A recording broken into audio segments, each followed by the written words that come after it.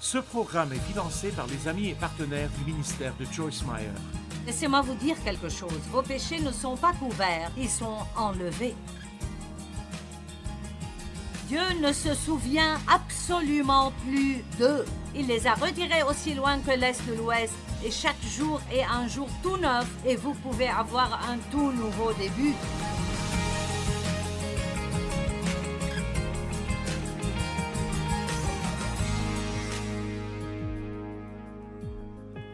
À quoi ressemble une image de soi saine? Si je vous disais aujourd'hui, je veux que vous ayez une image de soi saine, à quoi cela ressemblerait? Laissez-moi vous donner quelques points. Une personne avec une image de soi saine peut dire « Je sais que Dieu m'a créé ».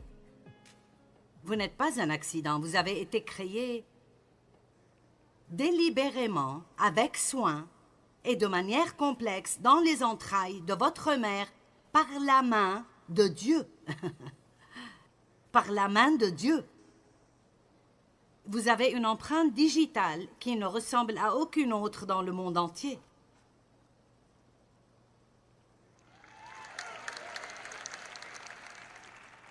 Vous êtes unique et tout ce qui est unique a plus de valeur que ce qui est identique à tout le reste. Dieu a un but pour vous.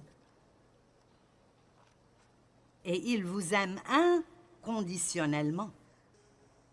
Et j'aime cette écriture, Éphésiens 1, 4 et 5. Dans son amour, il nous a choisis. Que tout le monde dise « Je suis choisi ». Répétez ça. Dieu ne s'est pas contenté de vous avoir. Il vous a choisi, il vous a choisi, il nous a choisi lui-même, choisi pour lui en Christ. Il ne nous a pas choisis parce que nous méritions d'être choisis, mais parce que nous croyons en Jésus et il nous voit comme étant en Christ. Il nous a choisis pour lui-même comme étant quelqu'un qui est en Christ. Et il l'a fait avant la fondation du monde. Donc, avant que vous ne fassiez quoi que ce soit, il vous a choisi. Maintenant, je ne sais pas pour vous, mais je pense que tout le monde aime être choisi. Tout le monde veut être celui qui est choisi. La Bible dit que nous sommes la prunelle de ses yeux. Et si vous ne spiritualisez pas excessivement cela et vous y pensez, si vous avez faim et vous allez acheter une pomme, vous n'allez pas en prendre une, allez à la caisse et payer. Vous en prendrez plusieurs et vous les regarderez vraiment bien et vous prendrez celle que vous pensez être la meilleure. Et Dieu dit que vous êtes la prunelle de ses yeux. Vous êtes la pomme qu'il choisirait.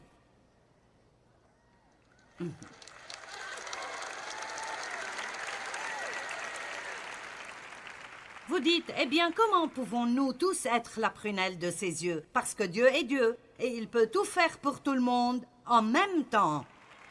C'est pourquoi il peut dire, tu es spécial, tu es le meilleur, tu es le plus important. Et ce serait vrai, parce qu'il peut avoir ce genre de relation spéciale, intime avec chacun de nous, tous en même temps.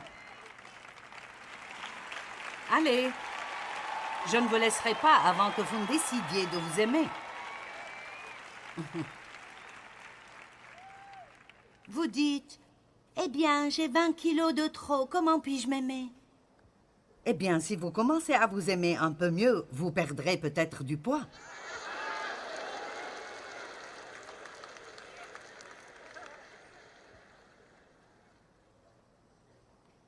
Parce que je vais vous dire une des choses qui arrivent quand on n'aime pas qui on est. Il y a un endroit vide en nous que nous essayons parfois de remplir avec de la nourriture. Et nous n'avons pas envie de quelque chose d'autre à manger. Nous avons faim de l'accomplissement que seul Dieu peut nous donner. Mais c'est un autre message, je n'ai pas le temps d'en parler. Est-ce que quelqu'un a même un peu compris cela? C'est pourquoi il semble que peu importe ce que vous mangez, vous n'êtes jamais rassasié. Jésus a dit, si vous mangez de moi et vous buvez de moi, au chapitre 6 de Jean, vous n'aurez jamais faim et vous n'aurez jamais soif. Je suis la nourriture vivante, je suis le pain vivant, je suis l'eau vivante. Comme je l'ai dit, c'est un autre message, mais... Vous seriez vraiment surpris par toutes les choses qui s'arrangeront dans votre vie si vous décidez de vous aimer d'une manière équilibrée et de savoir qui vous êtes en Christ. Et si vous avez déjà entendu cela plusieurs fois, alors c'est un bon rappel pour vous. Mais si c'est la première fois que vous entendez quelque chose comme ça va vous prendre un bon moment pour l'absorber. Parce que d'une manière ou d'une autre, nous pensons que c'est spirituel de penser que nous ne sommes pas bons. Je ne suis qu'un pauvre, misérable, pécheur, pathétique. Je suis juste cette personne atroce. Oh mon Dieu, je suis désolé, je suis désolé, je suis désolé. Parfois on a tellement... Je veux dire, j'ai fait cela l'autre matin. Nous sommes tellement habitués à être désolés. Et je l'ai dit l'autre matin. Je ne sais même pas pourquoi. J'ai dit, oh Dieu, je suis vraiment désolé. Et il a dit, pourquoi? Je pense que c'est comme si nous nous excusions toujours pour nous-mêmes parce que nous savons que nous faisons des erreurs. Mais c'est exactement pour cela que nous avons besoin de Jésus. Et je ne dis pas que nous ne devrions pas être désolés pour nos péchés. La Bible dit de pleurer pour vos péchés. Mais j'ai appris que je pouvais le faire très vite et immédiatement retourner à savoir qui je suis en Christ et continuer avec les bonnes choses que Dieu a pour moi. Vous savez, à l'une des fêtes et des célébrations organisées par le peuple juif, je n'ai pas pu en parler l'autre nuit quand j'enseignais. L'une des fêtes s'appelait les 10 jours de crainte et ils se repentaient pendant 10 jours. Je peux m'occuper de tout cela en Christ en juste quelques secondes.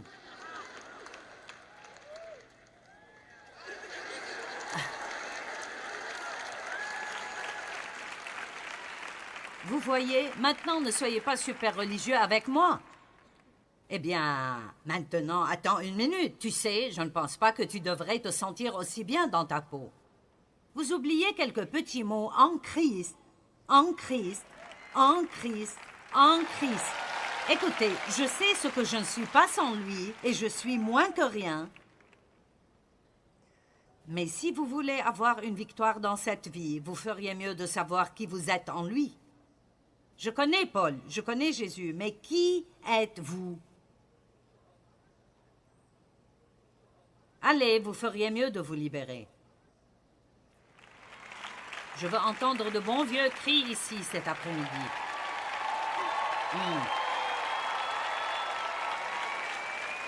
Savez-vous combien c'est merveilleux de ne plus avoir à se haïr ou de ne plus avoir à se comparer à quelqu'un d'autre? Vous n'avez pas besoin de prier comme quelqu'un d'autre, ni à étudier la Bible comme quelqu'un d'autre.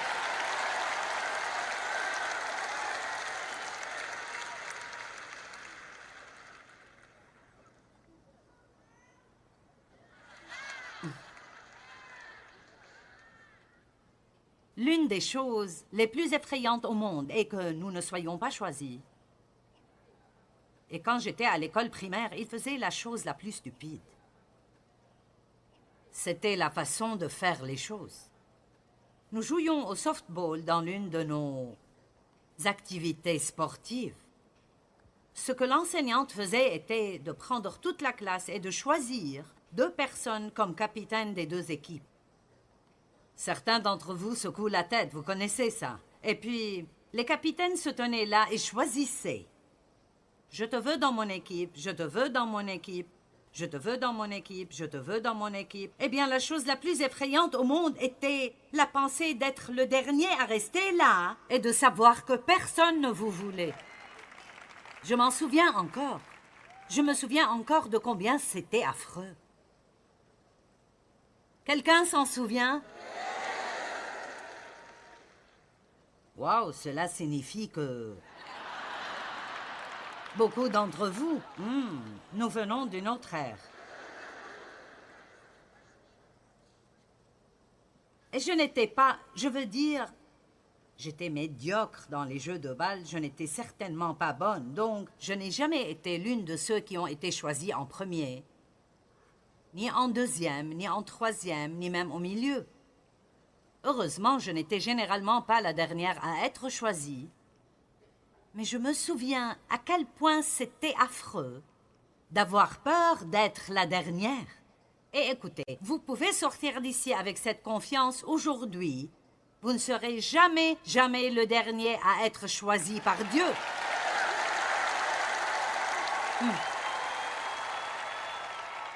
Il vous a déjà choisi. Il croit déjà que vous êtes spécial. Et il vous veut. Vous ne devez jamais penser « personne ne veut de moi » parce que Dieu vous veut. Vous êtes son enfant préféré.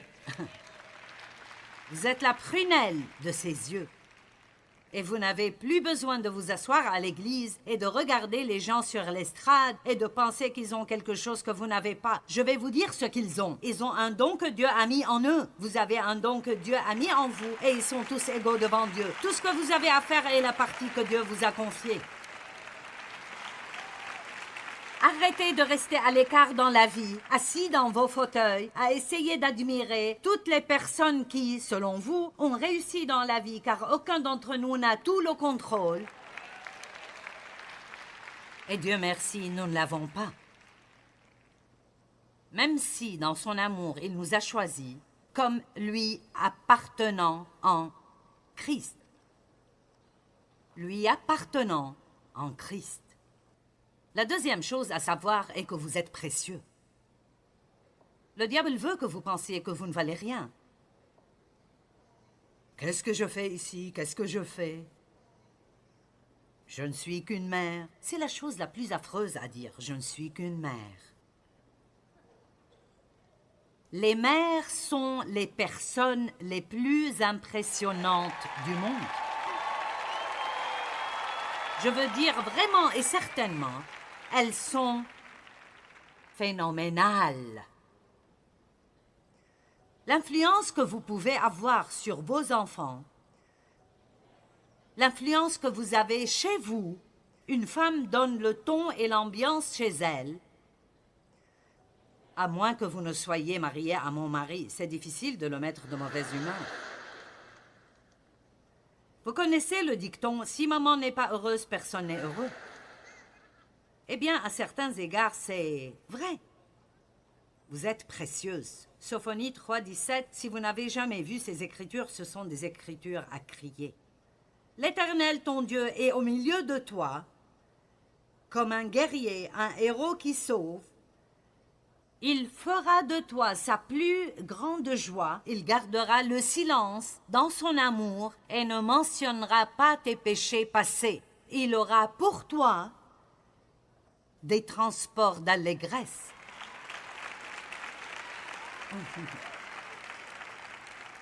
Donc, quand vous vous levez aujourd'hui et la première chose que vous vous rappelez est ce que vous avez fait de mal hier, ce n'est pas Dieu, c'est le diable qui essaye de vous faire ça.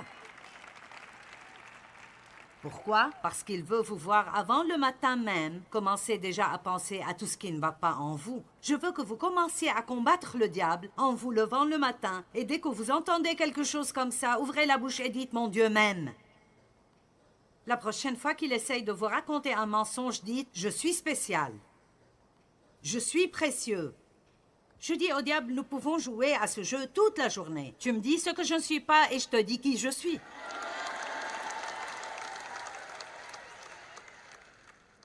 Je marchais l'autre matin, comme je le fais tous les jours, et je ne sais pas pourquoi, ce jour-là, le diable me remplissait l'esprit de pensées critiques et de jugements sur différentes personnes. Et je vais vous dire quelque chose à ce sujet, parce que souvent, nous nous sentons coupables si nous sommes tentés. Mais écoutez, la tentation n'est pas un péché. La tentation est la tentation, et c'est une bonne chose si vous êtes capable d'y résister, et quoi que vous sentiez, vous continuez à suivre Dieu. Et à 3 reprises, ces pensées venaient, et j'ai dit à haute voix, dans mon quartier, « Tais-toi, Satan !» Je marchais un peu plus, voici une autre pensée, « Tais-toi, Satan !» Après la 3e fois, il a compris que je n'allais pas me taire s'il ne se taisait pas. Tu réponds vraiment au diable? Jésus l'a fait. Arrière de moi, Satan. Tu es sur mon chemin, tu me gênes. C'est comme tais-toi, Satan, parce que c'est exactement ce qu'il voulait dire.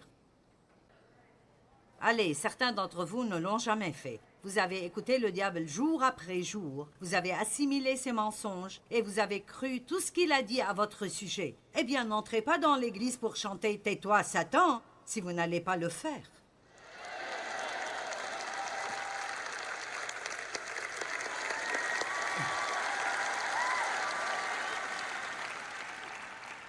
Oh, l'ennemi s'énerve, vous vous équipez. Vous allez rentrer chez vous et être dangereux.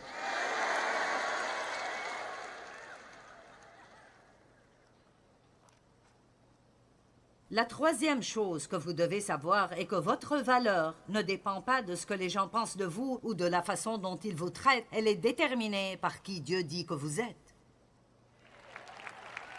La plus grande prison dans laquelle les gens vivent est la peur de ce que les autres pensent d'eux.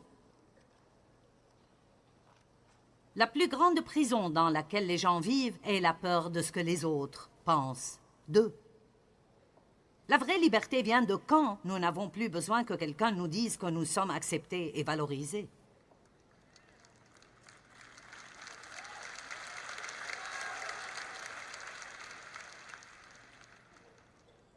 Les gens pensent, vous vous faites une nouvelle petite coupe de cheveux ou quelque chose, et vous ne pouvez pas vous en sentir bien avant que d'autres ne vous disent que c'est pas ça.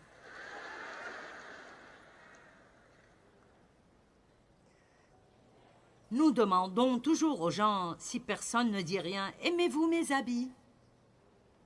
Et nous nous fâchons s'ils nous disent non.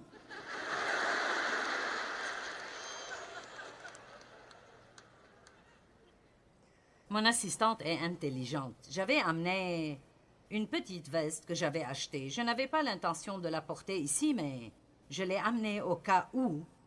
Et elle est différente de ce que je porte normalement. Je l'ai donc mise. J'ai dit, alors, est-ce que ça te plaît? Et elle a dit, eh bien, tu es belle dans tout.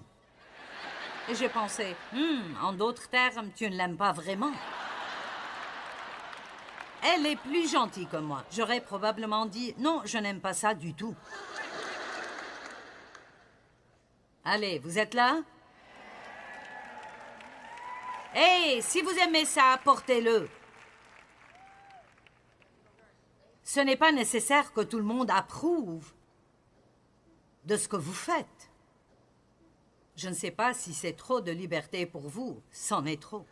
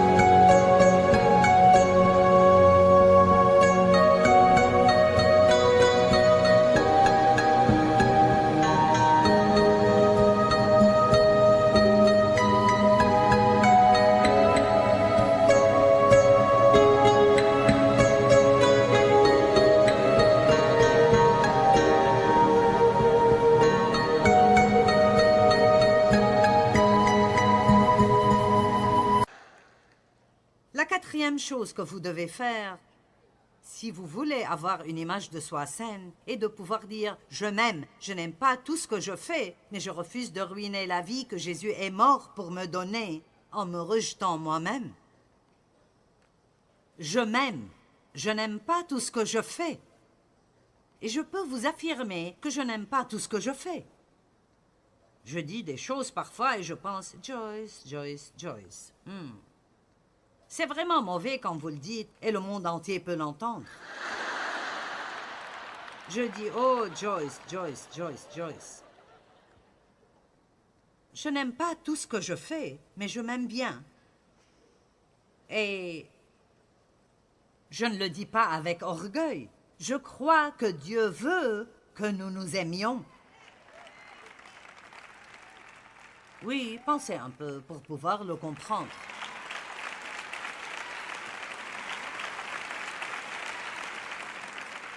D'accord, vous savez quoi? Plus vous vous aimez, plus vous serez sympathique. Plus vous vous aimez, plus vous aurez d'amis. Parce que les gens ne veulent vraiment pas la responsabilité de devoir constamment vous faire sentir bien dans votre peau. C'est un travail difficile. Pourquoi ne vous contentez-vous pas de le faire vous-même pour que je n'ai pas à vous encourager tout le temps?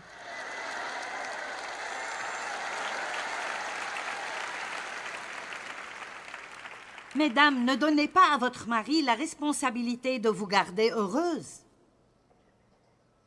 Eh bien, tu ne me rends pas heureuse, tu ne me rends pas heureuse, tu ne me fais pas me sentir bien dans ma peau. Eh bien, ce serait vraiment bien si les gens le faisaient, mais ne soyez pas le genre de personne qui doit obtenir cela de quelqu'un d'autre tout le temps. Prenez-le de Dieu et téléchargez-le dans votre esprit. L'une des meilleures choses que Dieu m'ait dites, parce que j'étais comme ça. Dave ne fait pas ça, et Dave ne fait pas ça. Et Dieu a dit, cesse d'imposer sur Dave la responsabilité de ta joie. Certains d'entre vous pourraient avoir un mariage magnifique si seulement vous arrêtiez d'imposer sur votre époux la tâche de vous garder heureuse tout le temps. Eh bien, ça valait le coup que vous veniez ce week-end. J'ai dit ça valait le coup que vous veniez ce week-end. Rentrez chez vous et commencez à faire cela et votre mari vous paierait pour venir l'année prochaine. Il vous suppliera de revenir. 5. J'ai des défauts et des faiblesses, mais j'ai aussi des capacités et des points forts. Le Cantique des Cantiques, 4, 7 dit... Il s'exclama, « Tu es toute belle, mon ami, et il n'y a point en toi de défaut. » Waouh! C'est en fait dans la Bible. Et le Cantique des Cantiques est un peu difficile à comprendre. Je n'ai jamais compris les trucs comme les poils de chèvre et je ne voudrais pas les avoir. Mais c'est une histoire d'amour entre Dieu et son peuple. Tu es toute belle, mon ami. Et il n'y a point en toi de défaut. Voici ce que je veux vous dire aujourd'hui. Dieu voit votre cœur. Et oui, il sait ce que nous faisons de mal et il nous convainc et il nous corrige et, heureusement, celui qui a commencé son bon travail en nous le continuera jusqu'au dernier jour. Celui qui a commencé un bon travail le terminera et l'achèvera à la fin. Nous avons certainement des domaines dans lesquels nous devons changer et des choses qui ne sont pas bonnes. Mais écoutez-moi, Jésus n'est pas concentré sur cela.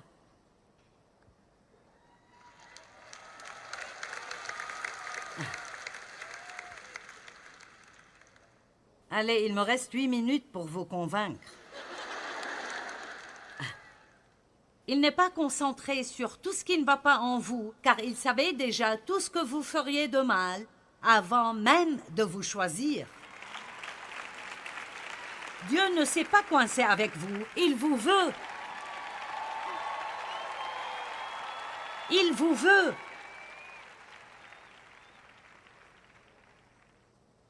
Dieu connaît tous les mots de notre bouche que nous n'avons pas encore prononcés. Et c'est probablement là l'un de mes plus grands défauts. Je peux dire des choses vraiment stupides. Si je suis fatiguée ou frustrée, et habituellement, nous les disons aux personnes que nous aimons le plus. Nous faisons cela parce qu'ils sont coincés avec nous et nous pardonnerons. Et je n'aime pas trop ça en moi. Mais vous savez quoi? Cela n'empêche pas Dieu de m'utiliser. Et je ne suis pas là où je dois être, mais je ne suis plus là où j'étais. Et j'ai parcouru un long chemin. Et j'ai encore du chemin à faire. Mais je ne me concentre pas sur le chemin qui me reste à faire. Je me concentre sur et je célèbre le chemin parcouru. Je ne donnerai pas au diable plus de mon temps.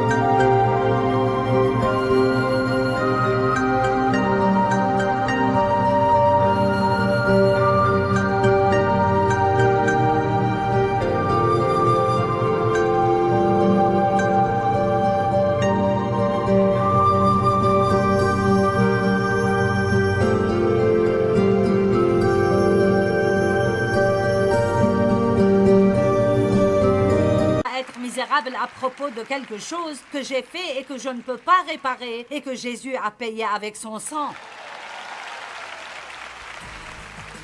Laissez-moi vous dire quelque chose. Vos péchés ne sont pas couverts, ils sont enlevés. Dieu ne se souvient absolument plus d'eux. Il les a retirés aussi loin que l'Est de l'Ouest. Et chaque jour est un jour tout neuf et vous pouvez avoir un tout nouveau début. Je vais répéter, si le diable peut vous amener à ne pas vous aimer, il a déjà gagné la bataille pour votre vie. Apprenez à vous voir comme notre Père Céleste nous voit. Et c'est en Christ, choisi, précieux, il vous aime, il vous a donné des dons. Vous êtes vraiment merveilleux et vous devez voir cela.